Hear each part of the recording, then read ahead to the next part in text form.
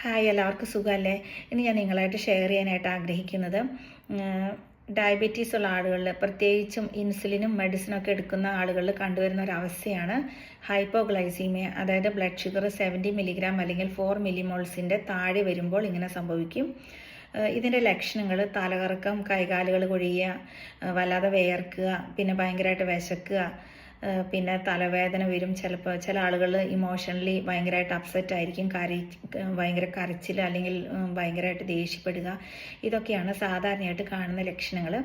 ഇങ്ങനെ വന്നാൽ നമ്മൾ എത്രയും പെട്ടെന്ന് ട്രീറ്റ് ചെയ്യണം. ട്രീറ്റ് ചെയ്യുന്നത് ഒരു 2-3 ടീസ്പൂൺ പഞ്ചസാര 1 ഗ്ലാസ് വെള്ളത്തിൽ കലക്കി കുടിക്കുകയോ, ജ്യൂസ് ആണെങ്കിൽ 1 ഗ്ലാസ് ജ്യൂസ്, അല്ലെങ്കിൽ 3-4 ഗ്ലൂക്കോസ് ടാബ്ലറ്റ്, അല്ലെങ്കിൽ 1 സ്പൂൺ ഹണി.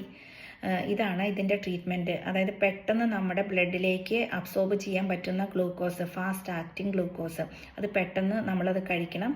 അത് കഴിഞ്ഞിട്ട് 15-20 മിനിറ്റ് കഴിഞ്ഞിട്ട് ഗ്ലൂക്കോമീറ്റർ ഉണ്ടെങ്കിൽ നിങ്ങൾ ഗ്ലൂക്കോസ് ചെയ്ത് നോക്കുക. ഷുഗർ വീണ്ടും കുറവാണെങ്കിൽ വീണ്ടും ഇത് തന്നെ റിപ്പീറ്റ് ചെയ്യുക. പിന്നെ ഷുഗർ നോർമലായി കഴിഞ്ഞാൽ നിങ്ങൾ എന്തെങ്കിലും സ്നാക്സ് എന്തെങ്കിലും കഴിക്കണം. അതായത് ഒരു പഴം, അല്ലെങ്കിൽ 2 ബിസ്ക്കറ്റോ, അല്ലെങ്കിൽ 2 ബ്രെഡോ, അല്ലെങ്കിൽ ഒരു ചെറിയ ചപ്പാത്തിയോ എന്തെങ്കിലും കഴിക്കണം.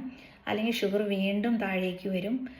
പിന്നെ ഇത് വരാനുള്ള കാരണങ്ങൾ, ചിലപ്പോൾ നിങ്ങൾ കറക്റ്റ് ഡോസ് ഡോക്ടർ പറഞ്ഞതിനേക്കാളും കൂടുതൽ ഇൻസുലിൻ എടുക്കുകയോ, അല്ലെങ്കിൽ ഇൻസുലിൻ എടുത്തിട്ട് ഫുഡ് കഴിക്കാതിരിക്കുകയോ, അല്ലെങ്കിൽ ചിലപ്പോൾ നമ്മുടെ ബോഡിയിൽ എന്തെങ്കിലും ഇൻഫെക്ഷനോ എന്തെങ്കിലും അസുഖങ്ങളൊക്കെ ഉണ്ടെങ്കിലും ഈ ഷുഗർ ഇങ്ങനെ ഹൈപ്പോഗ്ലൈസീമിയ വരും. പിന്നെ വീണ്ടും ഇങ്ങനെ ഹൈപ്പോഗ്ലൈസീമിയ വന്നാൽ എത്രയും പെട്ടെന്ന് ഡോക്ടറെ പോയി കാണണം. പിന്നെ ഈ ഹൈപ്പോഗ്ലൈസീമിയ വന്നാൽ ഷുഗർ ഇങ്ങനെ താഴേക്ക് പോയി കഴിഞ്ഞാൽ നിങ്ങൾ എത്രയും പെട്ടെന്ന് അത് ട്രീറ്റ് ചെയ്യണം. അത് പിന്നത്തേക്ക് വെക്കരുത്.